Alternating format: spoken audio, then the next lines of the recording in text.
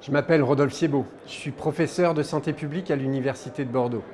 Je dirige une équipe labellisée par l'INSERM et INRIA qui est dédiée aux sciences des données appliquées en immunologie et vaccinologie. Je dirige la division sciences des données du laboratoire d'excellence Vaccine Research Institute. J'ai coordonné le projet EboVac2 depuis le 1er décembre 2014. Ce projet a été financé par IMI2, une action conjointe entre la Commission européenne et l'IFPIA, une fédération d'entreprises pharmaceutiques. EboVac2, terminé fin juin 2021, avait pour mission, en réponse à la crise Ebola de 2014 en Afrique de l'Ouest, de conduire des études cliniques de phase 2 en Europe et en Afrique pour évaluer la tolérance et l'immunogénicité d'une stratégie vaccinale qui avait deux composantes proposées par le laboratoire Janssen. EboVac2 a apporté une contribution majeure à l'obtention d'une autorisation de mise sur le marché de cette stratégie vaccinale, désormais connue sous le nom de Xabdeno MVA-BA.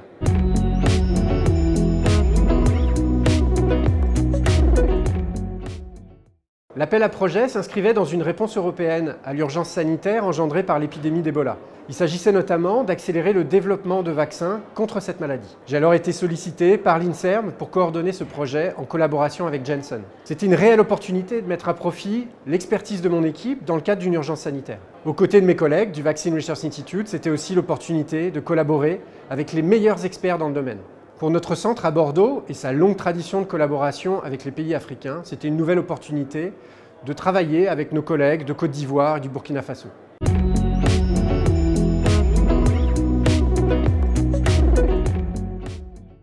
EboVac2 est un des 8 projets initialement sélectionnés en urgence dans l'initiative Ebola+, qui visait à répondre à la crise Ebola de 2014 en Afrique de l'Ouest. EboVac2 et son financement européen de plus de 22 millions d'euros n'auraient probablement jamais pu avoir lieu en dehors de ce contexte. Dans le cadre spécifique d'IMI2, les procédures et la séparation claire entre financement IFPIA et issus de la Commission européenne permettaient de garantir l'indépendance des acteurs académiques vis-à-vis de l'industriel, évitant toute suspicion de conflit d'intérêts et facilitant les relations avec les hôpitaux publics partenaires.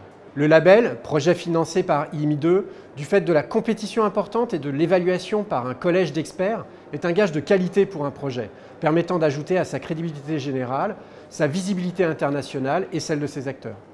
Enfin, sur un plan purement scientifique, le projet EboVac2 nous a permis d'accumuler des données immunologiques uniques pour mieux comprendre le fonctionnement de la réponse vaccinale au virus Ebola et de présenter les résultats obtenus dans des revues scientifiques majeures grâce à la collaboration avec les meilleurs experts.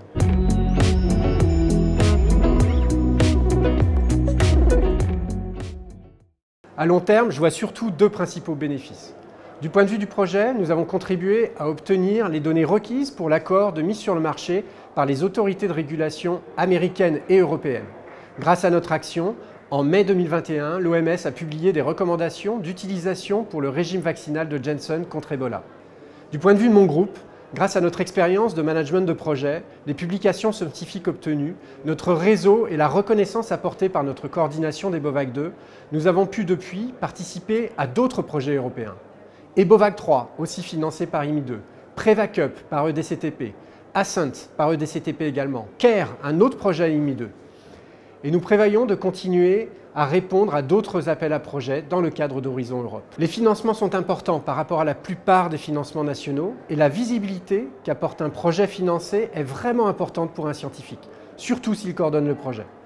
La lourdeur administrative est relative et ne doit pas constituer un point de blocage. De plus en plus, les institutions ont su mettre en place des cellules Europe pour aider au montage de nouveaux projets et la gestion des rapports.